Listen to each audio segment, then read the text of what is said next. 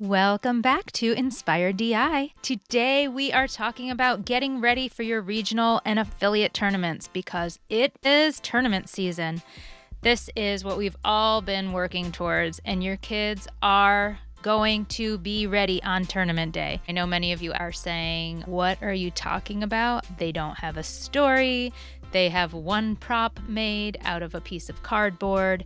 Let me tell you, they will be ready on tournament day and it will be fantastic. We're going to be talking today about filling out your tournament data forms and your expense report. If you are a first-time manager or a long-time manager, you know these teams have worked so hard the entire year. Think back to those first meetings where children weren't sharing things with each other. They weren't communicating properly. They were trying to understand all of the challenges and trying to decide on which challenge to do. Now they've come together. They are a team. This podcast today is talking about how to present all of that work, all of those things they've worked so hard on this year, or those things that they haven't worked very hard on this year. Either way, now's the time to tell the appraisers what to look for. We're going to talk about filling out that tournament data form, or TDF. So first of all, what is a tournament data form? The tournament data are the questions that you will see printed at the end of each challenge. Those are questions that you must answer for the appraisers before you go to tournament so that the appraisers know what to look for. The appraisers will only score what your team tells them to score. This is the place for your team to explain what they've created, explain how they took those prompts for the elements that are in that challenge, what they made, what they created, and what they want the appraisers to score. If your team does not tell them, they won't know what to look for. So, where is the tournament data form? First of all, how do you turn it in? Your tournament data form is located on your team dashboard under Forms when you log in to the destinationimagination.com website with your manager profile. Tournament data forms must be filled out by your team. This is not to be filled out by the team manager. Each team must complete their own. Now, what does that mean when we have elementary level, middle school, and high school level? The high schoolers and the middle schoolers can be typing it in themselves. The elementary, you as the team manager can have them dictate their answers to you and you can type them in. Or if you have a kid that's really good at typing, he or she can do that as well. I like to create a separate Google Doc for us to work on our answers before I put them into the website. That's so you can let the kids edit it themselves. For your high school team, you can share a Google Doc with them and say, fill this out by a certain date. If you're a middle school team, you can share it with everybody. Less likely that they are going to go in on their own time and fill it out. That means in one or two of your meetings prior to tournament, you are going to give them a computer and have one or two of them fill it out. For elementary, you can pull them over during your meeting and type in their answer. Type it in word for word. This needs to be in the children's voice. Do not edit it for them. This is for the appraisers to hear in the children's voices what they have created, not your shiny take on what they created. Some of the questions also ask them to describe how they're created. This is an opportunity for your team to express themselves. What is really important is that your team be specific and thorough in the answer, but be concise. Tell your kids they don't have to be wordy. If they give you back an answer on a Google Doc that is 5 times as long as the space allows on the tournament data forms online, you can tell them, please make it shorter so that it'll fit. You are allowed to do that as a team manager. You are not allowed to go into their answer and edit it yourself. That's not going to be in their words. Another thing that's really important is the description of the team choice element, because you want to make sure the appraisers are actually scoring the item that your team created that they want scored. For example, if your team made some spectacular costumes and one of them is really out of this world, they really did such a great job on it and it's multiple layers and colors and multiple fabrics or materials, and that costume they want scored. You are allowed to tell your team, make sure you don't say costumes.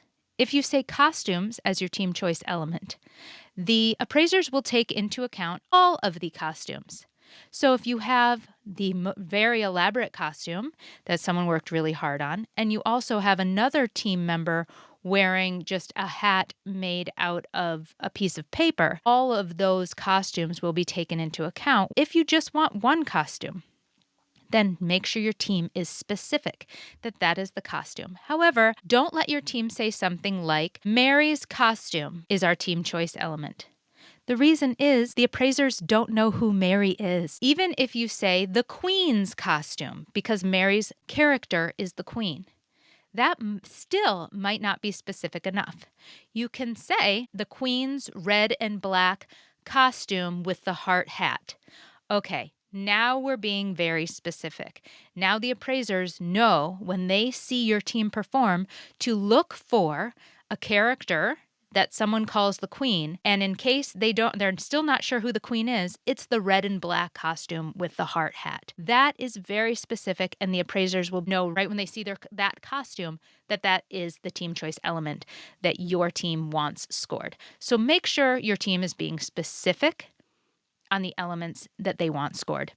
The reason Destination Imagination does not have judges, they have appraisers, is because they are there to look for all of the points that your team can get. They're there to see all of the great things that your team has created and to find all of the points that they can give your team. They are not there to judge and critique. They are there to give your team as many points as possible. This is why your team needs to explain all of the things that they've done and really be proud of their work. One more thing I want to say about this in terms of what your kids should emphasize in their tournament data form.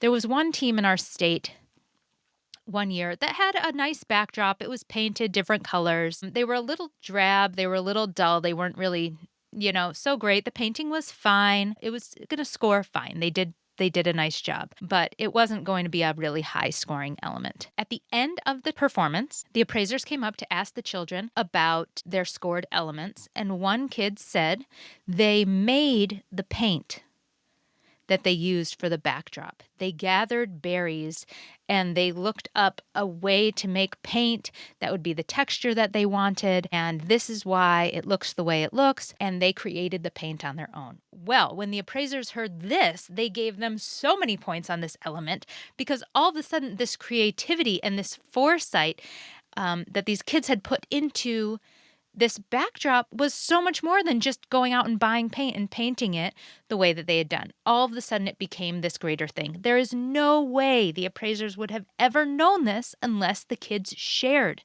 that they created this paint. Sometimes the appraisers can't see with their eyes the workmanship that has gone into it. So the kids need to tell them. The best place to do that is on the tournament data form. If they didn't do it on the tournament data form, we will talk all about how they need to express themselves when they are finished with their performance. But please try to have them explain on the tournament data form if they did create something that's not obvious. If they did make the paint, have them talk about that they made the paint. That will get them so many more points. And the appraisers want to give them all of the points for the work that they put in. The appraisers just need to know what your team did. So that's really exciting that your team can have an opportunity in these data forms to express themselves, to show all of the work that they did, to tell the appraisers all of the things that went into this solution. It's so important, and it gives your team a little bit of time to reflect on all of the work that they did put in and give them that pride in their performance. So if they're nervous about going into the tournament, filling out these tournament data forms can actually be really helpful in letting them take a little step back and see the amount of work that they've put in to get to this place. It's big. And as a team manager, sometimes we do just have to be their cheerleaders and remind them, look at all of the work that you have put in. Look at what you've created. And tell them to express that to the appraisers. Be proud of the work that you've done and tell the appraisers what that is. This is their time to shine. It is not team managers' time to brag about your team and how magnificent every single element is. That is not part of your job. So as tempting as it is to take the words that they said and maybe embellish a little bit, use some more adjectives that might get them more points, explain something a little more clearly. Don't do that. That is not what the spirit of Destination Imagination is about. And this is really an important opportunity for your team to express what they have done in their own words. And let me tell you, your team will know if you have changed the language on their tournament data form. How will they know this? At tournament, your team will bring all of their props and everything that is going into their presentation to the prep area before they do their performance. In the prep area, they are asked by the prep appraiser about each of their elements and what they want to be scored on. The prep appraiser will have their tournament data form in front of her or him, and that prep appraiser will read sections of it to your team to be sure that the appraisers are aware and know exactly what your team wants to be scored on. If that prep appraiser reads something that is not exactly the way the team wrote it, they know, and they will tell on you. They know exactly what they wrote. They remember everything. So if the spirit of Destination Imagination is not enough for you to not interfere with filling out their team data forms, know that your children on the team will rat you out that you changed their data forms. So just don't do it. So that is tournament data forms. Next, let's talk quickly about your expense report. Most importantly about your expense report, just do it. What is the expense report? This is where you fill in any amount that your team has spent on an item that is in their presentation. What is not included in the expense report is any of the items that they created that didn't make it into the presentation. For example, if they made 2 different backdrops and only used one of them, you do not need to account for any of the materials they used in that backdrop that is not going into their presentation. This is the same with anything else they created. If they had 3 prototypes of their technical element before they settled on the one that they're using, and they had multiple materials that they originally were using and now they're not using those anymore, you don't need to account for all of those things in your expense report. The only items that need to be included are those that make it into the presentation. Now, this is where the rules of the road document that is included in the Destination Imagination dashboard for all team managers. This is where you can search for words, and it's really helpful to know how to categorize these expenses. So anything that could be trash or recycling, that is categorized as trash. It does not have to have a value on it, so that is 0. Also, look up what items are exempt. Even though we've been doing this for many years with my teams, we were filling out the expense report recently and forgot that most batteries, you have to look at the rules of the road document, but most batteries are exempt items. That goes in exempt on your expense report, and you don't have to pay for it. Any kind of power source, an extension cord that you're using, that is not part of your presentation in terms of items that you have to account for. That is exempt. Now, even if things are trash or exempt, you still must put each of those items on the expense report. Again, if you are not clear on what exactly to put in your expense report or how to account for something, do a search in the PDF in the rules of the road, and something will pop up to help you and to guide you in that. If you're still confused, please feel free to comment or shoot me an email. If you can submit a full week before your tournament, this gives the tournament appraisers enough time to look over your paperwork and check out that expense report and say, wait a second, these items aren't exempt. So if you miscategorize something, if you've turned it in, you can always have enough time to make a change.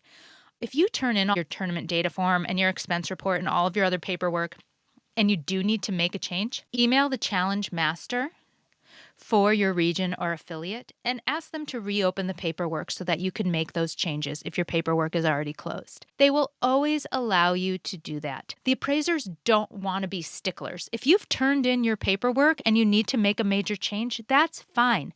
They would rather have the paperwork in early and be able to review it and let you know any changes that should be made than to have you withhold your paperwork until the day before and they have to rush through all of it. to get through it to give you any feedback. So it's best to just try to get as much done as you can. So going back to the expense report, the earlier the better, so that you have time to make any adjustments or provide any information requested from the reviewing appraisers. There is nothing wrong with getting your pre-tournament paperwork sent back to you. It's actually really positive. They will not dock your team any points. The appraisers who are reviewing are not necessarily the appraisers who are scoring your team on the tournament day. These are the reviewing appraisers who are looking at your paperwork to make sure that your team has answered the questions and that you've accounted for the expenses properly. So, for example, if your team built something out of PVC pipes, but those PVC pipes happened to be in one of your team members' garage for years because they were left over from a construction project.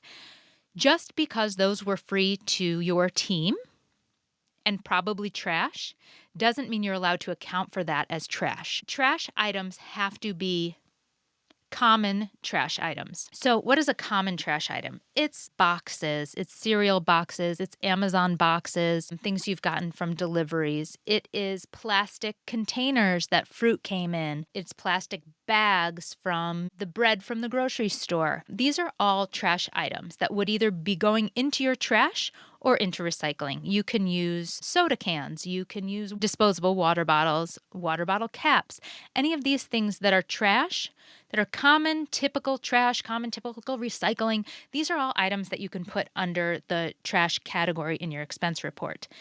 Just because something is trash in your house, you don't want it anymore, doesn't mean it's necessarily categorized as trash for this. So, what do we do if we are using something that kind of is trash that nobody's using in my house and my kids found it and put it into something that they were creating for their DI tournament? You don't have to put the original value on that and account for that. What you can do is call it the garage sale or yard sale value. Yard sale or garage sale value is how much it would cost if you did find that item at a garage sale. So no, it's not categorized as trash because it's not typical trash. If you have a character in the skit that is named the Red Guy, and Red Guy has to wear a red t-shirt and red pants, and the kid who's playing Red Guy owns a red t-shirt and pants. Well, that is fantastic. He doesn't have to go out and buy a red t-shirt and pants. He can just wear his red t-shirt and pants. But you do have to account for those items because it is part of his costume. If they were just everyday clothes that weren't part of his costume, you don't have to account for that. But Red Guy is Red Guy, and he is expressed by wearing red clothes. And so you do have to account for that. But since Johnny already owned a red shirt and red pants, you can account for that in the yard sale value. Yard sale value for a shirt and pants, whatever you would think would be common. You could put $1 for each item. There you go. You don't have to account for shoes in your expense report. All kids must wear shoes. It's a rule of DI. They must wear shoes the entire time. You don't have to account for their shoes. The only exception to that rule is if their shoes are part of their costume. If you have a Dorothy character who has ruby slippers, those ruby slippers are going to have to be accounted for in your expense report because she doesn't usually wear ruby slippers. Those are not everyday items, and that's part of their costume. You have to account for that. Another item that is exempt are electronics, like if you have a computer that's playing music or a speaker that's playing music. Your team doesn't have to account for that. The only time they would have to account for that is if your team alters the appearance in some way or makes it like a prop in their scene. So for example, if you have a computer that has a face and you have a talking computer and you're saying this computer says things, well, now the computer has become part of the presentation and not just being used for its usual electronic value, then it is now a prop. And you do have to account for that. So just be careful with your kids changing things. Similarly, if they use a little table or a folding chair in their presentation, they don't have to account for those. Those are exempt items that are allowed to be used. However, if they decorate that chair into a throne or they decorate that table into some sort of big platform, if they have altered the item, then it must be accounted for. There are many things that are exempt, and do a search of the rules of the road to find out if there's something that your children are using in their presentation that can be exempt. And review for the expense report. Please don't include any exempt items values. That's going to really be cutting into your budget that's allowed. If you're not sure what budget is allowed, look at your challenge and it will say right in the beginning the budget and the amount of time that is allowed in the presentation. These are two very important items. So just as a review, you do not have to include anything in that expense report that does not appear in the presentation. So no matter how many prototypes, no matter how many versions your team went through, it might be costing the families some extra money because so many versions and materials were used in their attempts at coming up with their final product. But the only items that need to be accounted for are those final product. All right. I hope this podcast was really helpful for you in filling out your tournament data form and your expense report. As always, feel free, any questions, to shoot me an email at coachkatedi@gmail.com. And please subscribe so you don't miss out on any of our next podcasts. And we look forward to seeing you soon. Thanks. Bye-bye.